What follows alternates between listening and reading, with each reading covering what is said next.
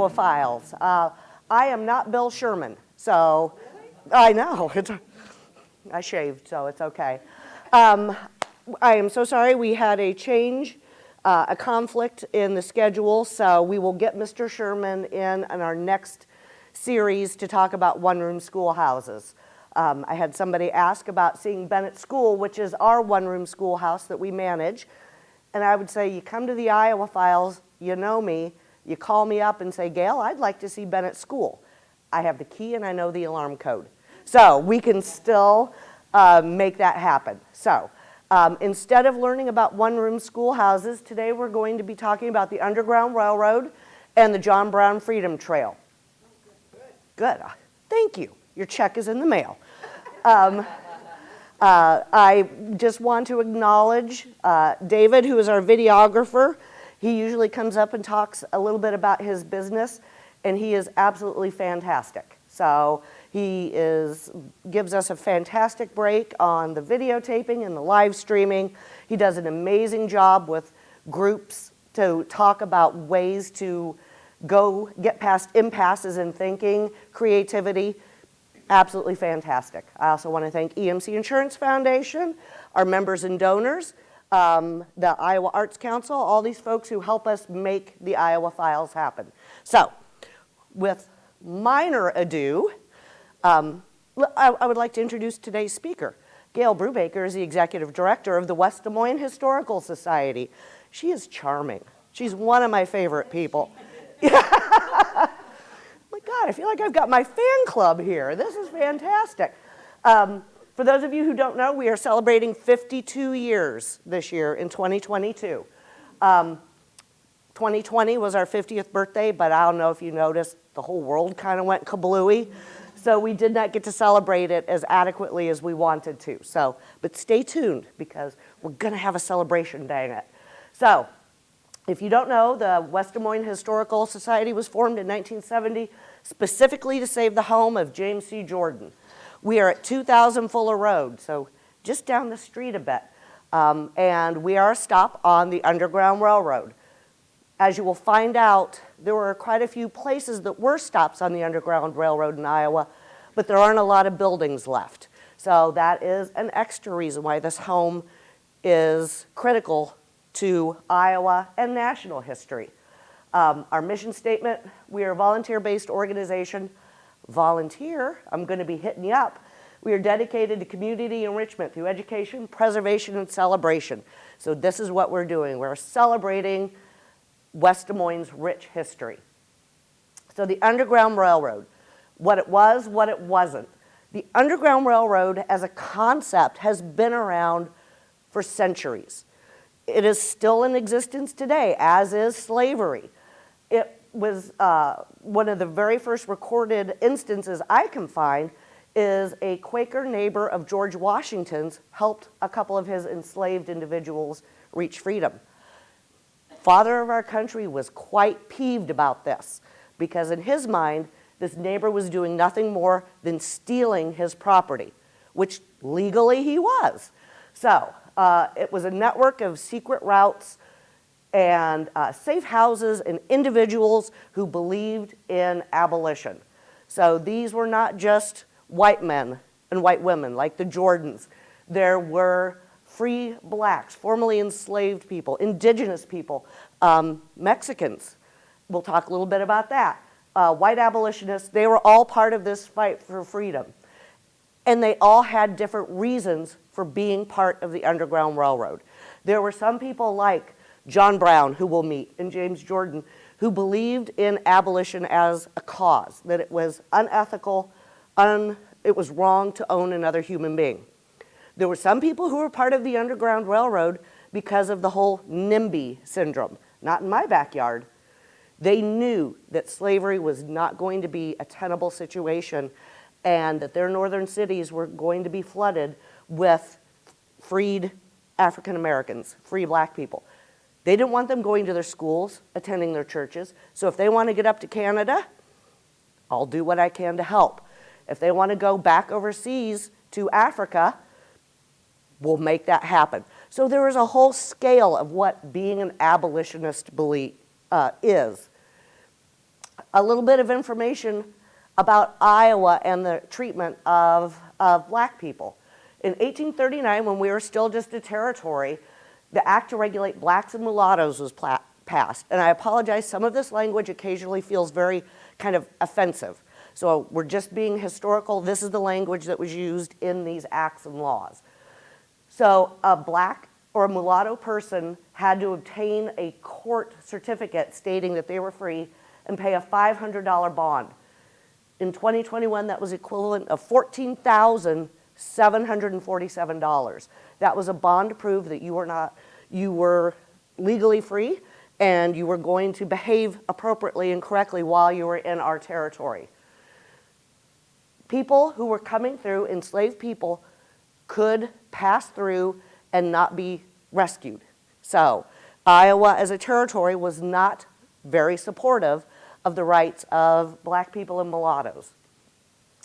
In 1840 was the first law in the books to prevent these groups from marrying. The law was repealed by 1851, and Iowa was the second state to legalize interracial marriage. It didn't become legal in the whole U.S. until 1967. So Iowa was very much ahead of the curve in that area of equality. 1844, the Constitution prohibits slavery, and this is a constitution that James Jordan helped write, but took away all the rights for Negroes to settle in Iowa. Well, they could settle, they couldn't vote, they couldn't serve in the military, they couldn't be elected to a legislative office. So they really disenfranchised this population. So when we became a state in 1846, in 1851, the exclusion law was passed. This prohibited Negro immigration into Iowa. So here's another part of that 1850 Fugitive Slave Act repercussions. They could stay here, but it was still dangerous for any formerly enslaved person to live in Iowa because the 1850 Act said that slave hunters could come up and grab them and sell them back down south with no repercussions. So that is why what James Jordan and Melinda and Cynthia and all those other folks, the Houstons, made such an impact. They were putting their own lives at risk to help other people. So that's the guy. That's James Jordan. That is a photo. We don't know what the year is. We know it's after 1872 because it has the addition. And then there are those people hanging out. We don't allow that today. So don't think you can come to the Jordan house and hang. You wouldn't want to anyway. It's kind of scary. So he was originally from Virginia. It's a part of the country. It's a state that is now West Virginia. There's a lot of detail into why West Virginia seceded from Virginia. It was much rockier. It was not set up for large-scale plantations as the eastern part of the state was. After the Nat Turner Rebellion, citizens in the western part of Virginia petitioned to have slavery outlawed. The eastern part of the state, a lot more populous, they had a lot more representation, voted that down. So that was just one of the factors that led to West Virginia coming into being. He came to Iowa, what we now know as West Des Moines, in the fall of 1846. If you come visit us at the Jordan House, we will tell you his whole history of how he ping-ponged across the country to get to what we now call home. He was a state legislator. He was very critical in moving the state capital from Iowa City to Des Moines. He served as a Polk County supervisor for 3 terms. He was a businessman. He was friends with the Hubbles and the Savorys and all those people whose names we know. And chief conductor for the Underground Railroad in Walnut Township. So why are we using this terminology, this railroad terminology, to talk about the Underground Railroad? The enslaved people were called passengers or cargo. The whole concept of railroads were incredibly hot at that time. This is when they were also pushing to have the Transcontinental Railroad built. So people were using railroad terms constantly. So if you were trying to keep something secret underground, you would use terminology that would not arise suspicion if somebody overheard you. So you were an agent or a conductor or it was a station. If I'm talking to you and say, I've got 3 pieces of cargo coming up from Virginia on the next train, somebody hearing that, oh, okay, well, you ordered something from IKEA in Virginia. You and I know, I'm telling you, there are 3 people coming up, so you need to have food ready for them, and the bags with clothing, and maybe shoes, and bandages. It was a way to talk about an illegal topic openly. So that's why we have this terminology. There are countless routes that people took to reach freedom. In our part of the country, of course, they would go to Canada because it was a lot closer, right? One of the routes that was not known about or hasn't been known about is the route to Texas. And why was it important for these agents, for these freedom seekers? There was a huge financial reward if you could recapture and send an formerly enslaved person back down south to their owner. It seems incredibly sneaky now, but justices were paid a higher fee if they made a legal decision to return a formerly enslaved person than they got if they voted for the enslaved person to stay. So there was tremendous financial reward for judges, sheriffs, all of those people to get formerly enslaved people back. So Underground Railroad routes went north to Canada and then into Mexico. It was a huge destination because if you're in Louisiana or Texas, it's a heck of a lot easier to get over to Mexico, isn't it? And Mexico outlawed slavery significantly earlier than the US did. And in fact, some of the way that they traditionally dealt with people who were formerly enslaved was part of the Catholic religion. If you were an enslaved person and you could get to a Spanish territory and you converted to Catholicism, you would be free.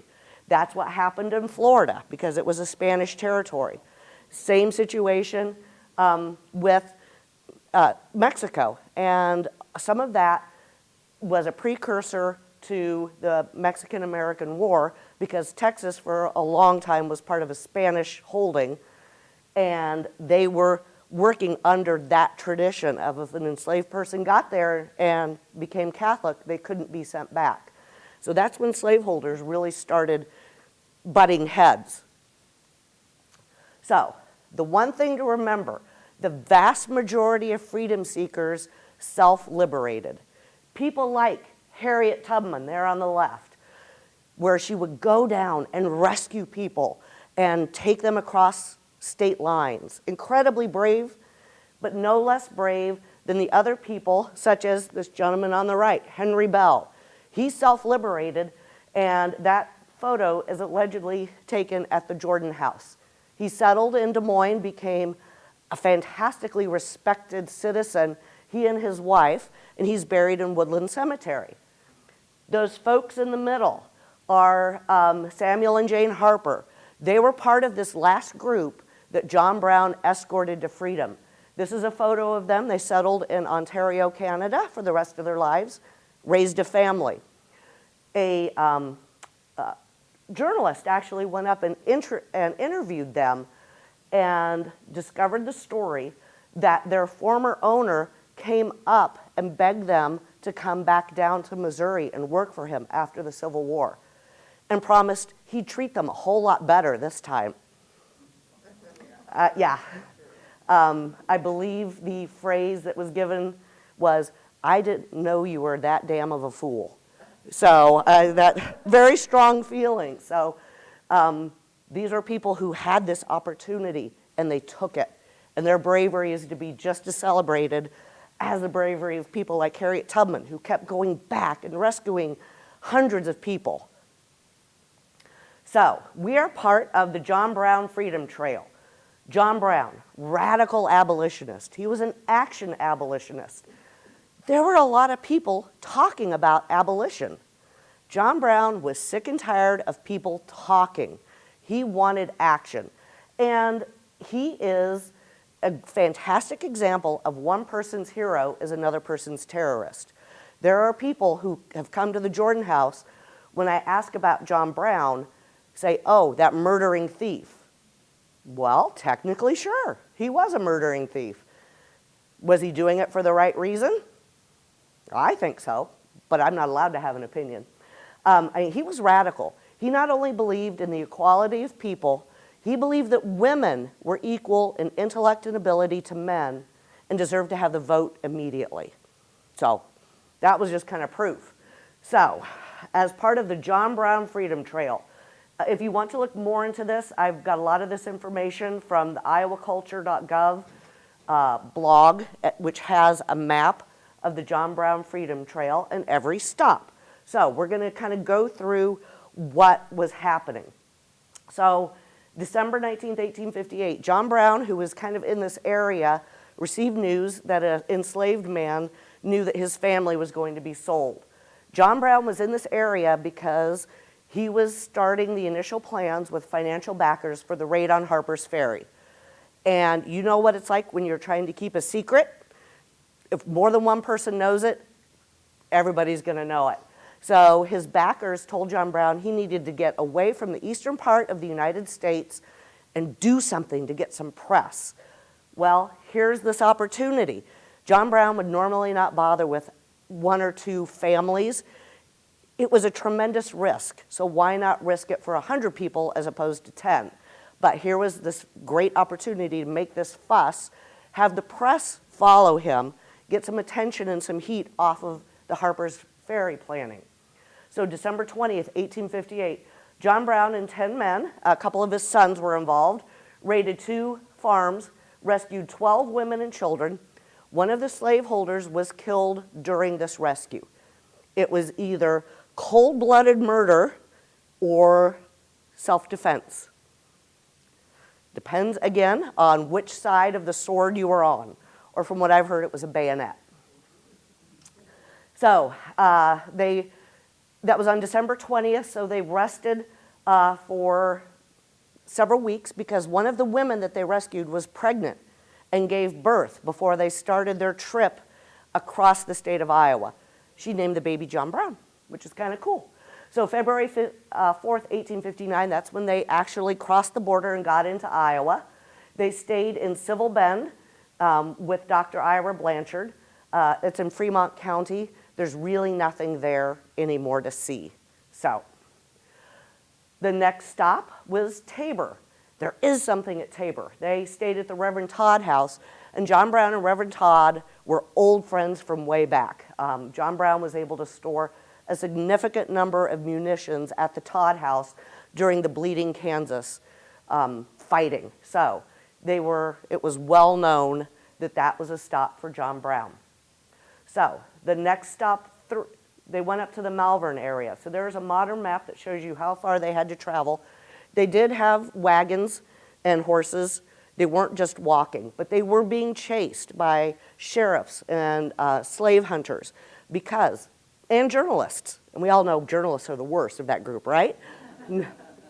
There was a tremendous reward on John Brown's head. So they were traveling primarily at night to not get caught. So they got to the Malvern area. They stayed with Charles and Sylvia Tolles. There is nothing, again, left of that location. That is Charles Tolles with a grandchild in the early 1900s. The next stop, and this was significantly farther, I've heard it pronounced Lewes or Lewis. So does anybody have any insight on the Krenek? Lewis? I knew you would know. So they went to Lewis next, and that is still a location that is open if you want to do an Underground Railroad road trip. That's in Cass County. That is Reverend George Hitchcock there. And that house has been saved. So that was on February 13th, 1859. The next day, Grove City. David Barnett was actually a relative of some of the other people that are part of the Underground Railroad, the John Brown Freedom Trail, and unfortunately, their farm has totally disappeared. There was a marker in the middle of a field. So this, one of the reasons why the Jordan House, it's so amazing to still have this. The next stop was the Porter Hotel in Dalmanutha. That is just north of Casey. I have been there. There is a cemetery where some of these folks are buried, where John Porter is buried. The story I have heard, I haven't read proof of it, that John Porter had the hotel and the stage there, and he let the freedom seekers stay in the hotel rather than in the barn. And that was incredibly shocking for a lot of people, that he didn't relegate them to sleeping in a field, but gave them actual beds. The next stop was the Jonathan Murray Farm. That's right near Redfield. So unfortunately, again, the house, the land is private. So it is the marker is on the Redfield Depot. But that gives you an idea again. They're able to go anywhere from 14 to 50 miles a day, solely dependent on weather. So then, the Jordan House. That was a pretty long trip. And again, while this is Google Maps showing the roads, were there roads in 1859? No, this was a long, terrifying, exhausting slog for a lot of these folks. So they stayed in the timber that is just up the hill from the Jordan House. They did not stay in the house, and that's one of those popular misconceptions that we talk to people about. It would have been nearly suicidal for both the enslaved people and John Brown and James Jordan to stay in the basement of the house. This was in the middle of nowhere. There were no neighbors around to see this group of 13 people in the area. Did they come up to the house for, again, those bags we talked about with food and clothing? I mean, one woman has a 2-month-old baby. There's going to need to be diapers and things like that. Sure, they came to the house to get that, but it would have been so much safer for them to stay in the wagons at the top of the hill where they could see the sheriff or the slave hunters coming. There are no hidden doors or hiding places in the Jordan House. We have looked because we want to find gold coins, but we have not found any. So while they stayed there, John Brown went into Des Moines and met with John Teasdale, who was also a very well-known abolitionist. And the story is they met in the middle of the Court Avenue Bridge. That way, if somebody came to catch them, they each had an escape route to each end or over the side of the bridge into the river, so they wouldn't be recaptured. The next stop, Brian Hawley's farm in Yellowbanks. We don't know much about him, just that he was part of this John Brown Freedom Trail. So that's the day after they were at the Jordan House. The next stop, Cornwell Dickinson Farm. They made 50 miles that day. So obviously the weather was very mild. It was much easier for the horses to draw the wagons, and I imagine they were walking too. So that was one of the longest days that they traveled. J.B. Grinnell, we all know who he is. They stayed 2 days with the Grinnells. That is the home. It unfortunately has been destroyed as well. So he met with Mr. Grinnell, who was also a compatriot of James Jordan. They had a lot of similar beliefs, not just abolition, but both very, very anti-alcohol. J.B. Grinnell had housing for his workers that one of the contingencies for being able to live in company housing is that you would never bring a drop of alcohol in there. And if you did, you were out. James Jordan was also very much anti-alcohol, a teetotaler. So J.B. Grinnell and John Brown sat down and started working out those final details for the raid on Harper's Ferry. The next stop, Draper Reynolds Farm. About 42 miles, so the weather was still good. That gets us to February 23rd, so they have been traveling now for about 2 weeks. Then they went through Iowa City. They went on the way going to Springdale, where they spent most of their time. They met with Dr. Bowen and Mr. Clark, and in fact, Dr. Bowen had to hide John Brown because there were very angry townspeople who were appalled at what they had heard about John Brown's men slaughtering that slave owner, and they were tired of this sort of violence coming to their communities. So he was able to shelter him so John Brown could get away and get to Springdale. They spent 2 weeks there, and John Brown was really familiar with Springdale because that's where he and his men practiced the raid on Harper's Ferry. So they had guns there, they had the people there. So they ran through all of those contingency plans. What could happen on this raid on a federal armory? Because that's not going to be easy. So after that, they went to West Liberty. They spent 2 weeks there getting the transportation together. So Mr. Pinkerton of the Pinkerton Detective Agency was able to make arrangements and get a boxcar put right behind the engine of a train that was going to Chicago. And from what the newspaper article said, it was very well known in the community that this group of freedom seekers was hiding on the farm. And in fact, a lot of the town turned out that day to watch them be loaded onto the boxcar. It was almost like a picnic because it was just so amazing that this group of 13 people and John Brown and the other folks were getting on this boxcar. So after that, they crossed the Mississippi River. They went through Davenport, Chicago, Detroit, took a ferry over from Detroit and went into Windsor, Ontario, where they were supported in a large part by the Canadian government. The Canadian government had schools and job training programs. Sometimes controversial. Some people didn't think that was appropriate to do that for these Americans that were coming over. But it was a lifesaver for a lot of them, including the Harpers, whose picture we saw earlier. So 7 months later was that disastrous raid on Harper's Ferry. John Brown was captured. Quite a few of his men were killed, including some of the Iowans that were with him. And he was hanged 2 months later. So that's a very famous painting of him kissing a small child on the way to the gallows. Some say John Brown was destined to be a martyr. This was important to him. He thought this was the way to get people fired up, to stop talking about abolition and doing something about it. And he's right. The song, John Brown's Body Lies Moldering in the Grave, became I don't think they had top 40 then, but it was really popular, especially amongst soldiers, and was sung a lot. And it really inspired people that this man was willing to sacrifice himself for this cause. So, how can you get involved with us? We have open house tours every Friday and Sunday at 11 a.m. and 1 p.m. You can reserve your tickets online at WDMHS.org.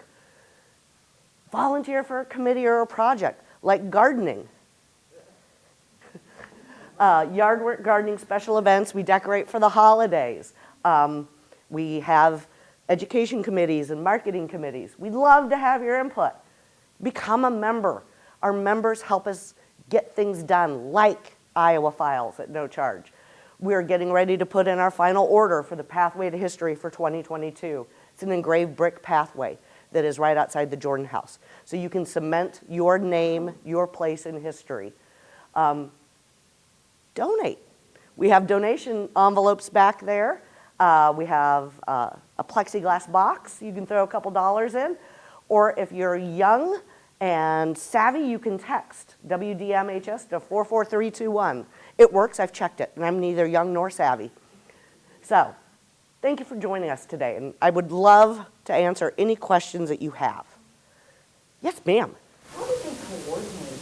I mean, when the postal system was still fairly primitive, Tony Express kind of stuff, so, I mean, how do they get these messages to each other and make these connections when there's phones, something like that? It was kind of handy that James Jordan had so many acres. You know, he had almost 1,200 acres, so he had a lot of people going to and fro to take care of his cattle. So it's not suspicious if he's going down to southwest Iowa, which was part of the land that he owned, that he or his sons, who were in on this, and the wives, would stop in at one of the locations, at the Hitchcock House, and pass information that way. It really helped that he was a really integral part of politics and business at this time as well. He was one of the movers and shakers, so they could have these private meetings. And the governor at the time was very much into abolition as well.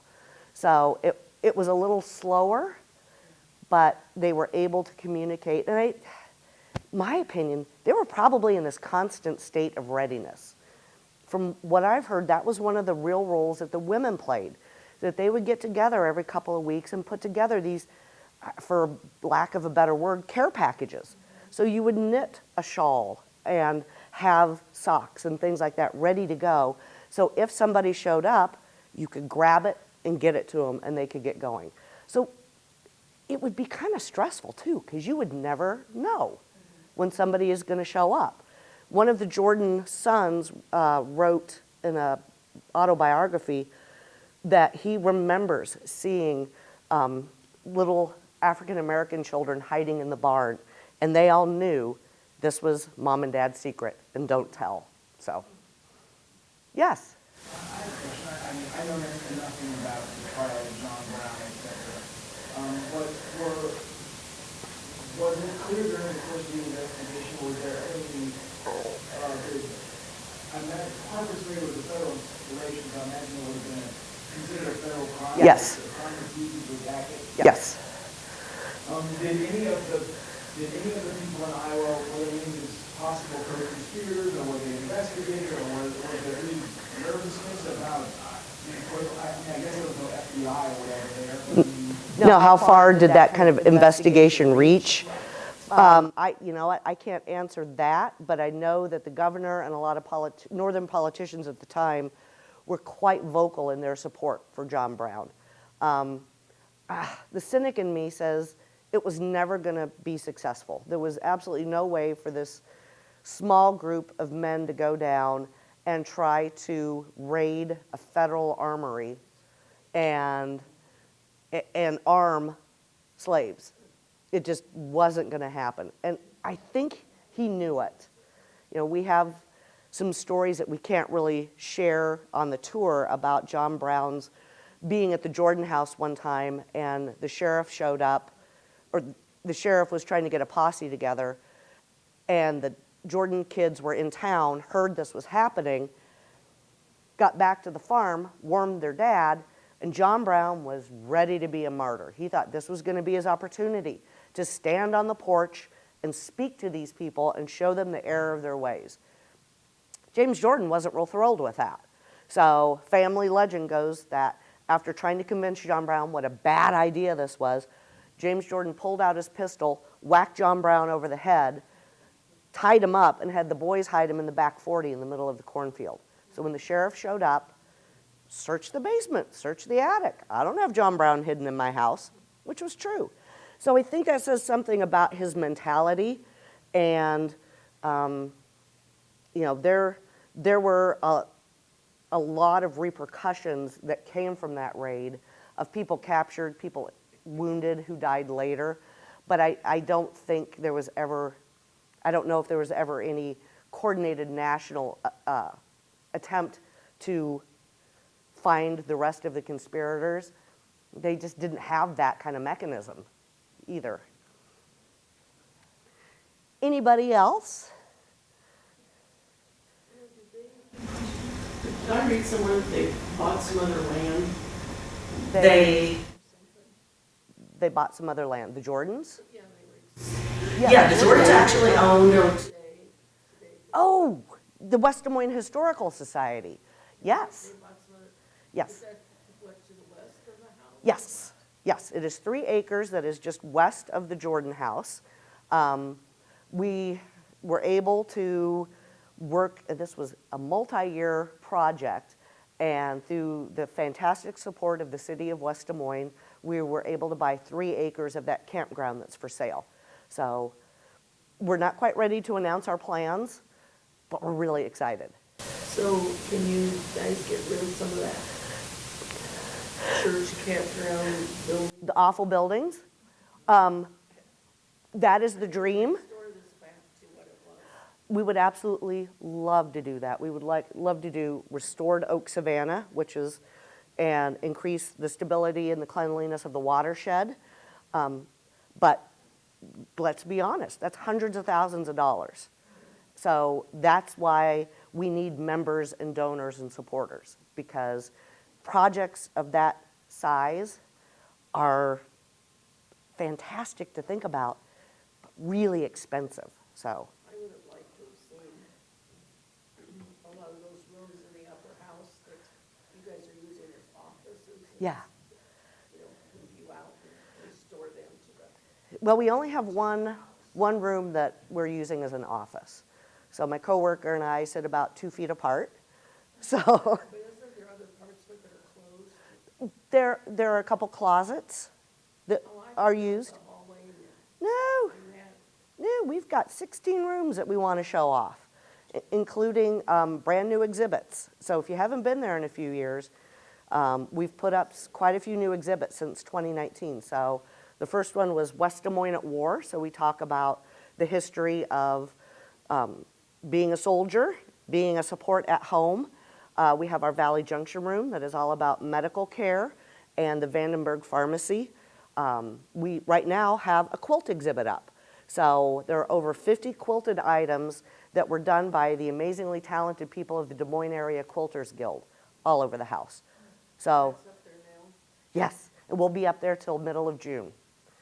And we're actually going to be having an auction to raise money for a new project that we're going to be announcing as well. So are you gonna have any more of those luncheons like I went to? We're not sure. That It again, was so nice. it was really nice. And you know what helps with that? Volunteers. See how it all ties back in? Yes, things like that happen. We have a small board of directors. We have 1 1/4 staff, and I'm pretty awesome, but I can't do everything. So that is why we love our volunteers. I've got a lady there who's knitting, who is our primary gardening volunteer, because all the things I can do, grow things is not one of them. So she's working with a couple other ladies, and we're going to try to we're going to focus on a few vegetables, but primarily herbs, especially those with medicinal and cooking, so we can do some education about those. And I'd like to see you get rid of all that stuff. I would When too. I went to San Antonio, have you ever seen the album room? Yeah. And here's this fantastic Yeah. place, and all around it are big buildings. Yeah. Insurance buildings. And there's- It's right in the middle of, Is it yes. right now? I mean, they keep away to all the ambiance. Yeah, we would absolutely love that, because this is the last part of old West Des Moines that is still in existence. Think of what those trees have seen, the history, not just obviously James Jordan, but the indigenous people who were there before. There's a lot of rich history. So if there's anybody out there with an extra $200,000, my name is Gale Brubaker, and you can call me anytime. So it's one of those things that would absolutely be fantastic, and we would love to have dinners and events and things like that. So, but if you've been to the Jordan House, you realize the rooms are pretty small. And with COVID, we were closed for 3 months, and we have to limit the number of people still that are in the house. So as people are getting vaccinated and it's opening up, we're welcoming more people. But things like lunches and tea parties are a blast, but they are very labor intensive. So we just help us be as awesome as I know you want us to be. Any other questions?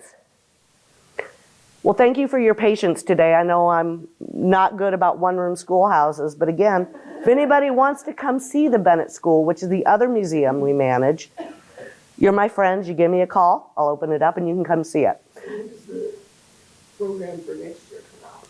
Well, we've got one more for this year. Right. And then that is May 15th, all about Riverview Park. And then the next series will start next September through May. So I've got a few things planned already, but I don't have it completely firmed up. It'll come out to August, I would say August. I've got to work with Daryl, because we're just so incredibly grateful that the library lets us be here. And the Friends Foundation is one of the reasons why we can do live streaming. So they're a fantastic supporter of us, and it's a great partnership, and we want to continue that. But again, $200,000 and those buildings will go. All right. Thank you so much and have a good day.